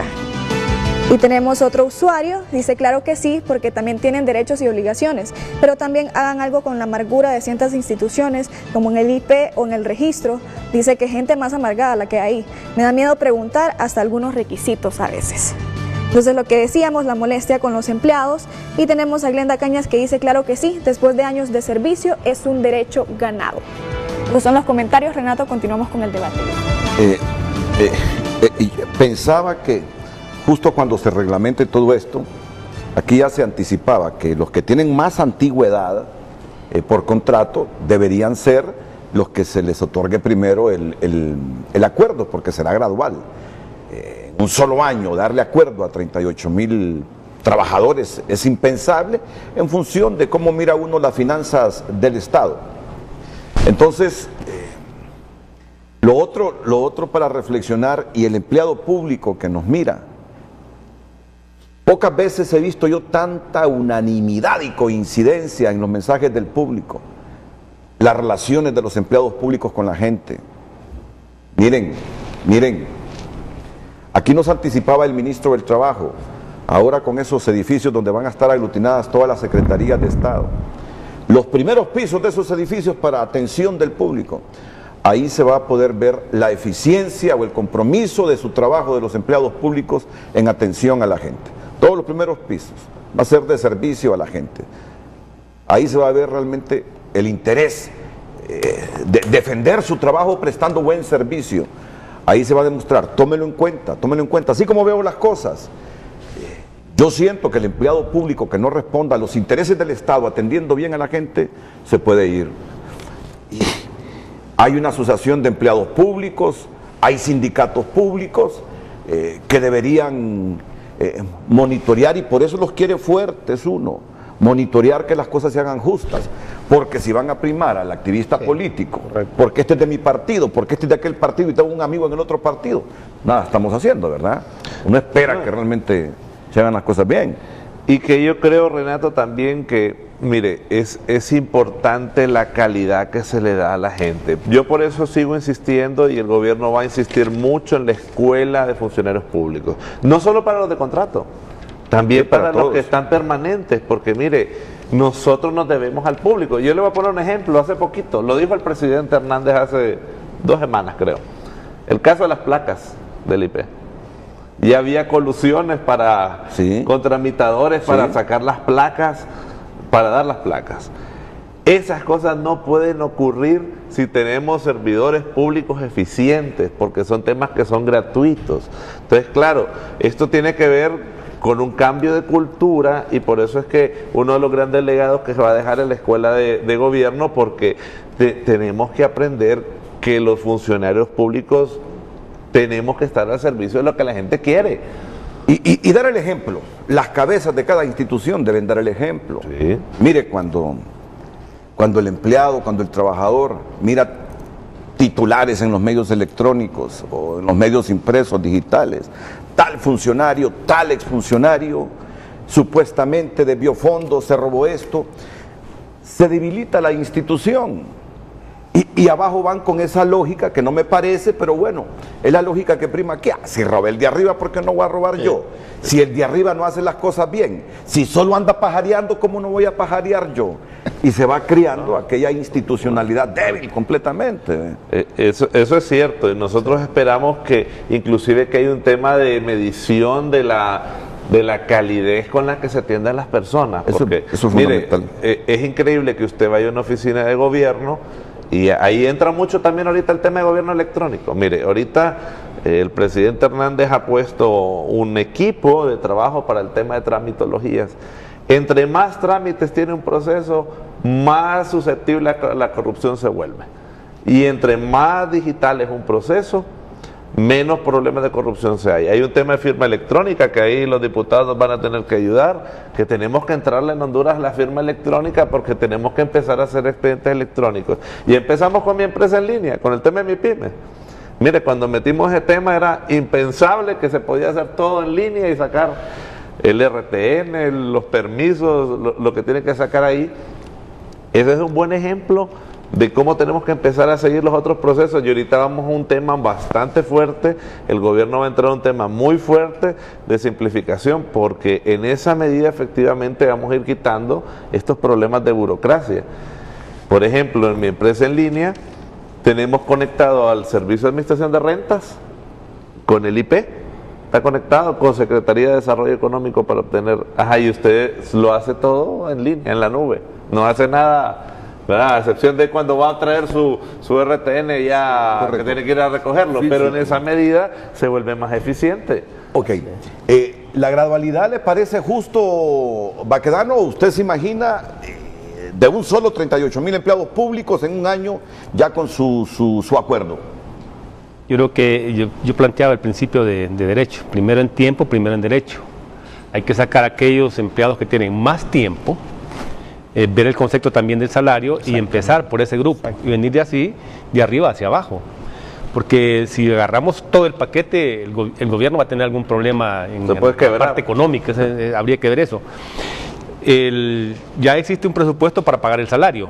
Ahí el problema serían los colaterales que el gobierno tiene que asumirlos, ¿verdad? Pero el presupuesto de salario ya está. Otro aspecto que es importante también plantearlo es el tema de la carrera administrativa. Sí.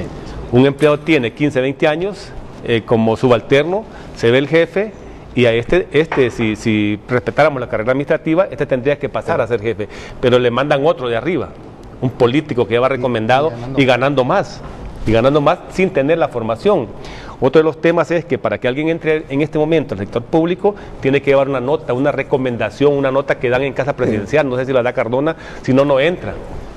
Porque si no, y tienen que ir a chequear a los listados si votó o no votó. Entonces me parece también que eso limita el derecho al trabajo que tiene toda persona en nuestro país, y es un derecho universal, un derecho humano, que todo el mundo tenga esa posibilidad, pero si no tiene esa nota, difícilmente puede entrar también al sector público.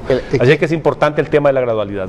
Que es un problema estructural, como dijimos al principio. Mire, yo creo que el 70-75% de las personas que hacen activismo político en los partidos lo hacen aspirando a un trabajo. Problema estructural. Entonces, no le quepa la menor duda que así es. Y normalmente no son ni siquiera adeptos al partido, sino que asumen una bandera con la esperanza de que el partido en el ejercicio del poder les dé una oportunidad de trabajo. La necesidad lo obliga. No es culpa de ellos eso. Había que empezar por calificar a los nominadores, a los que nominan. Esto del Infop, esto de la ENE, lo de Ondutel, esta propuesta que hay que extenderla, felicito, que estos gerentes, estos directores sean puestos por concurso, para que ellos no tengan ese sesgo. La gente tiene derecho a trabajar y que hagan las calificaciones. Fíjate que hay un artículo en el decreto, en la disposición del presupuesto, que le quitan la responsabilidad a gerentes, administradores, a jefes de personal por el despido de personas. En el caso de que el trabajador gane la demanda, ellos no tienen ninguna responsabilidad, aunque no haya aplicado los procedimientos correctos legalmente establecidos. Eso es un problema de estructura que hay que revisarlo a fondo. La gente tiene derecho a trabajar. Me llama la atención esa escuela de formación del funcionario público, la carrera administrativa, pero en el fondo toda la gente tiene necesidad de trabajar. Pero la gente hay que capacitarla para que pueda responder, y la primera capacitación es la atención a la gente, la calidez. No necesariamente usted tiene que saber todo y estar entrenado en todo, pero si usted orienta a la gente, la atiende bien, va a haber una satisfacción del usuario, que eso es lo que normalmente no existe. Solo permítanme unos segunditos, me voy a desviar del tema. ¿El Citrainfop está afiliado a qué central o confederación? A la CUT. Ah, está la CUT. ¿Cómo va esto? Voy a actualizarme un poquito si ha ocurrido algo este fin de semana sobre la situación del Instituto de Formación Profesional Infop. Y luego vamos a terminar con las conclusiones sobre este tema de la iniciativa de ley que se ha presentado y las otras que están a nivel del Consejo Económico Social, que ojalá las calendaricen rápido y las saquen rápido. Ahí depende. ¿De quién? Del gobierno, pero ahí son tres, el gobierno, obreros, no, pero eso, empresarios. De la agenda tripartita. De la agenda tripartita depende. No, pero que hemos avanzado. Nosotros les dimos 15 días para que nos devolvieran. Mira, si hay instrumento, desde mi punto de vista, que ha dado resultado efectivo en el marco del diálogo social, es el Consejo Económico y Social de Honduras. Y te pongo ejemplos. Un avance importante, no consensos generales, consensos integrales. La ley marco de seguridad social. De eso, casi el 90% de la ley del seguro social. Vamos a la ley del sector salud. Estamos viendo el tema del hijo, también el Código Procesal Laboral entra. Ahí aprobamos, desde mi punto de vista, Renato, aprobamos la mejor realización del movimiento sindical en los últimos 35 años. Eso no lo dicen. Es la nueva ley de inspección laboral. La mejor realización después de la unidad, de nuestras grandes luchas, del Código de Trabajo, de todos los que algunos críticos, no me canso de decir, detractan a diario. Esa nueva ley de inspección laboral es ejemplo en Centroamérica y en América Latina, además de otras cosas. Entonces el CES, desde mi punto de vista, es cierto, no es vinculante, pero es un órgano de consulta calificado. Así es. del Pero Congreso permíteme, Nacional. la iniciativa esta de ley del Seguro Social pasó por el CES. Pasó por el CES, se avanzó. Mira, ¿sabes cuántas Ya reformas, la sabes tenemos. cuántas modificaciones se le hicieron al proyecto original? Se le hicieron 58 observaciones. Bueno, mi pregunta va orientada porque Y hay siempre como hay 5 artículos. siempre hay ¿Cuántos artículos hay, personas no? que dicen que eso está privatizando la seguridad social del país. Pues, mire, el Y están miedo ahí- ustedes ahí que están Claro. contra la privatización de Claro, servicios puede- tan lo sensibles puede- como lo- este. como la privatización del informe. Mira, Renato, una cosa es la prestación Hablamos de un después de servicio. estas dos cosas porque son muy sensitivas. Claro, Yo y todavía sería para escucho otro voces foro. diciendo que esta ley del Seguro Social que salió del CES Ahí hay o que peligros. fue revisada, consensuada ahí. Hay peligros. Hay peligros. Sí, y lo podemos describir. Ok. Pero se avanzó. Pero yo digo, si pasó y la revisaron los Es trabajadores. que hay artículos que no se consensuaron. Ok, muy bien. Vamos a hablar de eso después y también de la situación del Instituto de Formación Profesional, pero mientras tanto, debo decir que veo ambiente. Veo ambiente para esa iniciativa que se ha presentado en relación a que se le otorgue posiblemente de forma gradual el acuerdo a los 38,000 trabajadores bajo el régimen de servicio civil.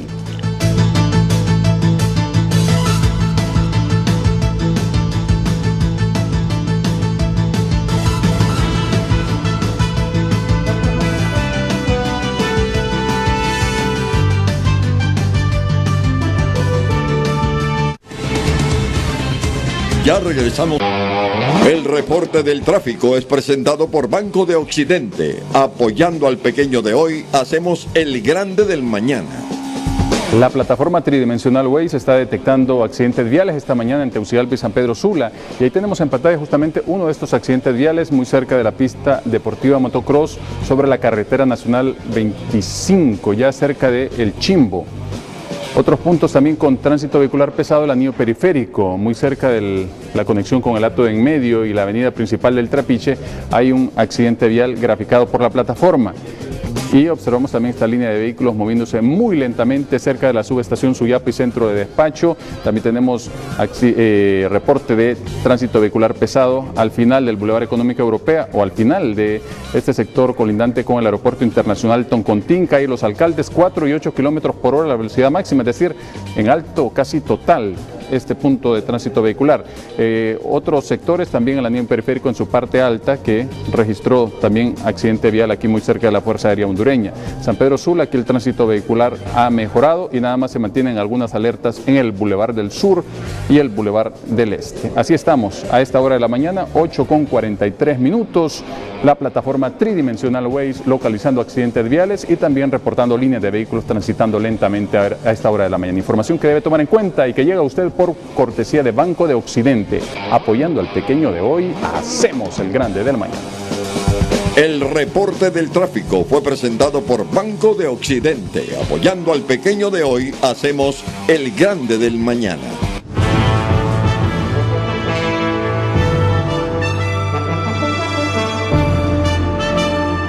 Estamos a las puertas de revolucionario, ojalá que así sea, porque uno tiene la esperanza de que cuando se crean leyes para reformar las instituciones, el organigrama o el servicio de las instituciones sea para bien de todos, ¿no? Yo le decía aquí, porque sé que esto va a llevar, requiere de más tiempo a Daniel y a Baquedano, si esa ley del Seguro Social pasó ahí por el Consejo Económico y Social antes de ser enviada al Congreso Nacional, y están ustedes ahí como trabajadores que yo sé que se oponen a la privatización, ¿cómo es que todavía escucho voces que dicen que vamos a la privatización de los servicios médicos del Seguro Social? Daniel Baquedano. Es que la ley del Seguro Social no se consensuó a un 100%. Hay un pequeño porcentaje de diferencia que es el de fondo. Es el de fondo. ¿Cuál es? De acuerdo, que es la prestación de servicios por las redes privadas de salud. Prestación de servicios de las redes privadas de salud. Nosotros en lo del seguro, sin decir más, el artículo 54 de esa ley, que repito, se le hicieron 58 observaciones a la propuesta original del gobierno, dice el artículo 54. La prestación de servicios privados de salud solo serán prestados de manera alterna cuando el Seguro Social no tenga capacidad de prestarlos. Aquí nos está poniendo el ejemplo de un vaso el ministro de Trabajo, don Carlos Maduro. Explíquemelo así. Y brevemente, ahí nos ministro. vamos a... Sí, vamos a ver. Luego escuchamos a Baquedano. Para entenderlo y que la población también sepa cómo está la ley. La ley dice que efectivamente cuando un ciudadano llega, es como que yo tuviese este vaso. Este vaso son los servicios que presta el Seguro Social. Entonces pongámosle que yo voy a buscar un médico, un cardiólogo. Si yo llego al Seguro Social y el seguro está totalmente lleno, el cupo de ese cardiólogo, de pacientes, automáticamente el sistema me va a desviar a una red privada para que me atiendan. ¿Qué es lo que pasa ahorita? Si yo llego y no me pueden atender, me dan una cita para dentro de 3 meses. El seguro ya tiene, entonces, ¿cómo se llama? Entonces lo que va a pasar es que si yo llego y estoy completamente lleno, ese cardiólogo me deriva a una red privada que yo escogí. Complementarios. Que usted como paciente... Que yo como paciente escogí, ¿verdad? Si yo llego... El seguro ya tiene servicios de abogados. Donde no yo existe, llego, donde no está el seguro.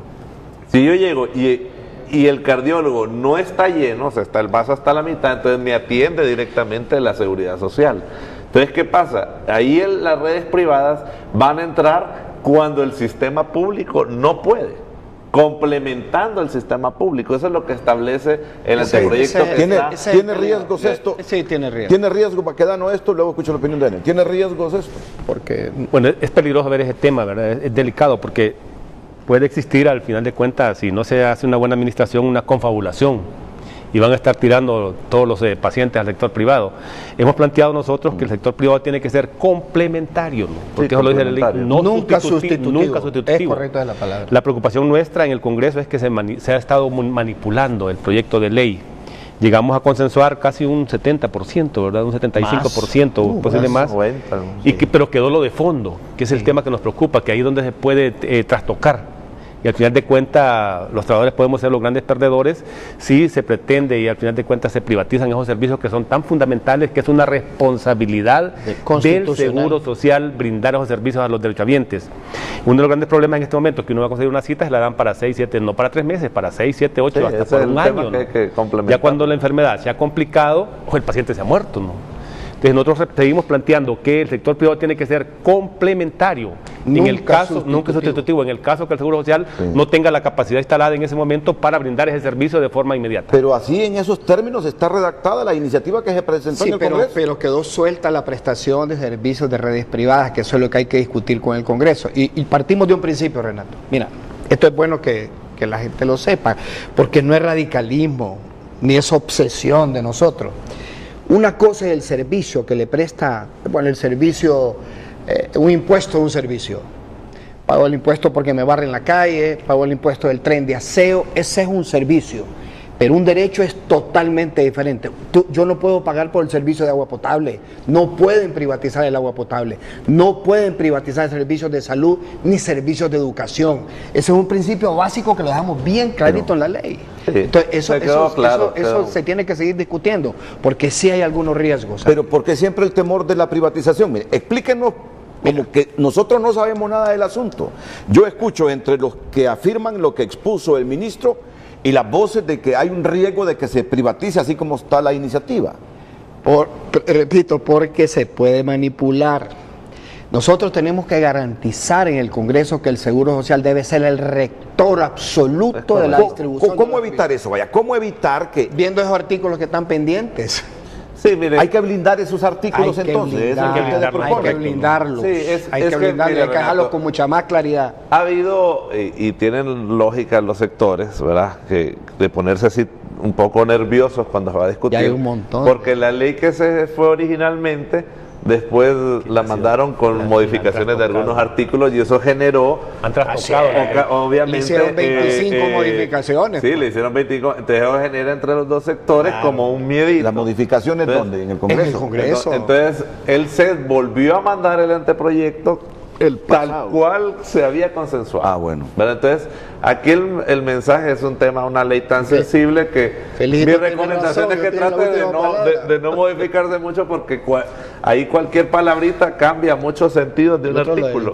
Entonces, realmente es complejo y tendríamos que tener un programa entero. No, correcto, y lo vamos a tener, pero bueno, uno tiene la esperanza que ahora con exdirigentes obreros, como Felicito, como Juan Barahona y otros en el Congreso, estos intereses por el bien común prevalezcan. Así es. Así es. Es decir, Hay una cosa. a usted no creo que le metan gol ahí en el Congreso, y aún siendo directivo, y con la experiencia que tiene Feliz. Y les toca ver esos temas. Ya nos mandaron la propuesta, ya pasó por el CES, la mandó el Poder Ejecutivo. Y ciertamente la comisión está muy interesada, y yo sí creo de que se va a terminar de socializar estas cosas con los compañeros, a manera pues de que sea una ley que le permita la mayor satisfacción tanto en su aplicación como también en sus beneficios. Pero vale la pena que lo hagamos con la celeridad, porque este asunto lo estamos discutiendo. Bueno, recuerda usted cuando vino hace 4 o 5 años que era ministro del Trabajo. Así es. Sinceramente, yo pensé, hoy sí vamos a aprobar todo esto, pero claro, habían ahí situaciones difíciles que la dirigencia obrera tenía sus reservas. La empresa privada. Y bueno, se ha tardado, pero yo digo, ya es hora de que le demos celeridad a la aprobación de esas leyes que van a ayudar a distender un poco ese clima social tenso que tenemos los hondureños. No necesariamente por política, sino por la calidad de vida que tiene una buena parte de los hondureños. Al CES. Vamos a la pausa comercial, retornamos ya para las conclusiones.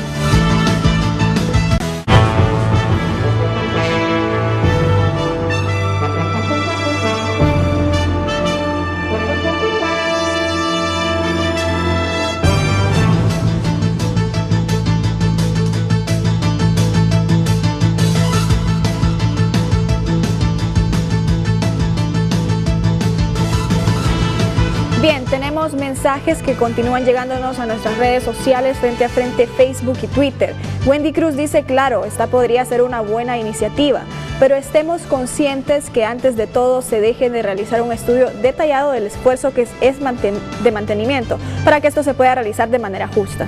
Erika Díaz dice, claro que sí es justo, porque vemos a muchos empleados muchos años trabajar por contrato. Robert Mejía dice que no.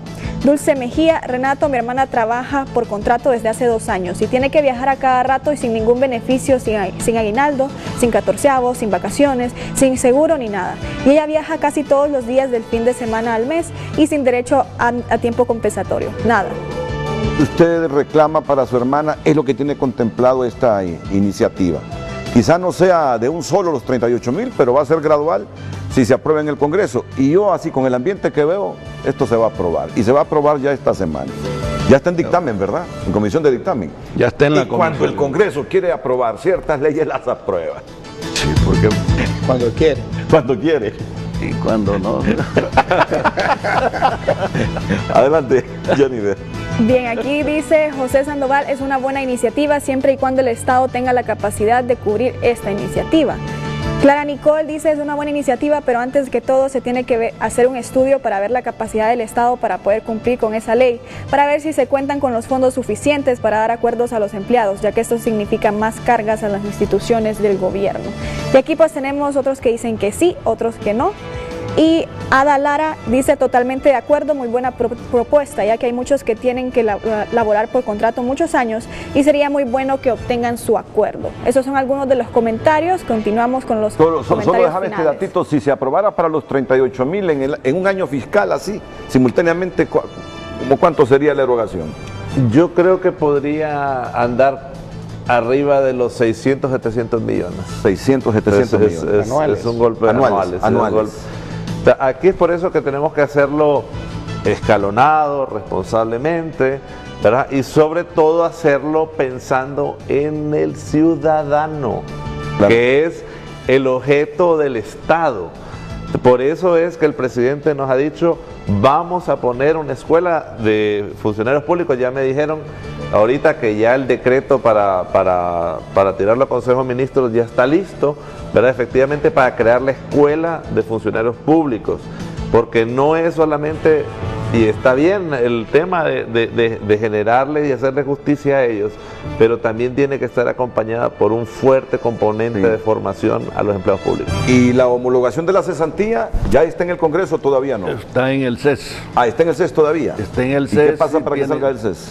¿Consenso o qué? Ellos tienen 15 días para responder a la Comisión de Trabajo. Y tenemos el Código Procesal Laboral también. Sí, pero eso vamos para España a ver unos Va para España, arreglos va ahí, para España, Licho. sí. ¿Cuándo es el viaje?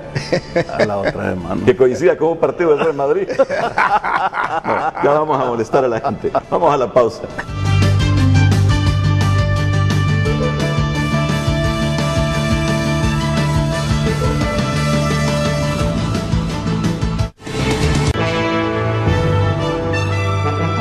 Bueno, agradezco a José Luis Baquedano, a Daniel Durón, al ministro de Trabajo Carlos Madero, al diputado Felicito Ávila. Ellos son dos connotados. ¿Perdón? Solo pedirle algo a Felicito. Sí. Tenemos que nos ayude con esa ley de autorregulación del sector informal de la economía, que ya está ahí, ellos lo están exigiendo. Ellos crearon su propia ley de regulación, fíjate. Es Sí. importante que... Bueno, enfoquemos el rostro del diputado Mejía, del diputado Ávila y del ministro para que se comprometan con esa solicitud. Vale la pena. No, claro. Siempre, la siempre vamos ha a- estado comprometido. La vamos a pedir rápidamente para que Gracias. nos lo hagan llegar a la... Sienten ustedes que los diputados que han surgido del movimiento obrero cumplen con las expectativas así rápidamente, José Luis Baquedano, en el caso de Felicito. No, Felicito saltó la barda. Ah, bueno. Porque hemos tenido muchos compañeros ahí que no han hecho nada por el sector, por el movimiento, incluyendo dirigentes magisteriales que han estado ahí, que no han hecho nada por el sector. Y hoy tenemos a Felicito ahí que nos ha abierto el espacio, hemos tenido una cantidad de reuniones en diferentes temas. Cuando tenemos algún asunto ahí lo llamamos y nos dice, venga, vamos a hablar sobre esos temas. Yo creo que ha abierto ese espacio y esperamos allí igual que Juan Barahona se ponga al par ahí del compañero Felicito para que impulse todos los proyectos en beneficio de los trabajadores. Totalmente de acuerdo. Es primera vez que encuentro una comisión de asuntos gremiales y laborales del Congreso que está dirigida por dirigentes sociales. Y operativa. Y operativa. Viniendo de dos influyentes dirigentes obreros, como dicen en mi pueblo, no se vaya a quebrar, don Felicito. ¿Te acuerdas de esa expresión, verdad? Sí. No se vaya a quebrar. Pero otros dicen de otra Muy bien, forma. lo felicito, porque viniendo de su mismo gremio, que es lo más difícil, que el gremio valore, viniendo de su gremio vale la pena, y yo sé que estas palabras de ellos lo impulsan a salir adelante. No, y muchas gracias, y ellos saben que estamos haciendo cosas que aún todavía no salen a la luz. Pero aquí ahí van para adelante y van a mejorar. Comprometidos a analizar la ley del Seguro Social. Sí, definitivamente el tema de la ley del Seguro Social es uno de los grandes pasos que nos toca analizar con el Congreso. Igual este tema nos vamos a reunir con el Congreso para verlo, ¿verdad? Yo siempre digo que el diálogo es la solución de los problemas. El que dialoga no siempre gana, pero nunca pierde. Así es. Bueno, a todos muchas gracias, buenos días.